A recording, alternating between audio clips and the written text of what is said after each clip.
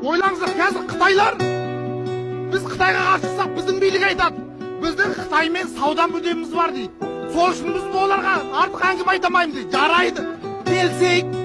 Егер шынымен де біз Қытайлармен алым берім, үлкен сауда жасаспасақ, біздің халық неге қайыршы? Неге морковь 600 теңге? Неге картоп 600 теңге? Неге қазақтың бәрі қыздар жезөкше? Қазақстан емес, шетелде. Кез келген шетелде бар. Сенің қандасың, менің қандасым, менің әпкем жезөкше болып жүр. Көшеде жүрген таксистер кім? Қазақ. Квартирант кім? Қазақ. Міне, оның саудасы кімге керек? Қытаймен.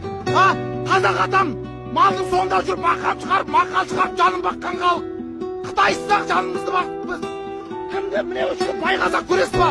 Бай қазақтың бәрі үйінде жатыр. Олар немен байыған? Арсыздықпен, арамдықпен байығандар. Менің айтарым, тек қана қазақты қазақ құтқарады, халықты халық құтқарады. Мына биліктен, мына шірген түйеден қазаққа қайыр күтіп алып, суалып қалған таяз құдықтан су күткенмен бірдей. Халқым, бірігіңдер, басқа амал жоқ. Рахмет.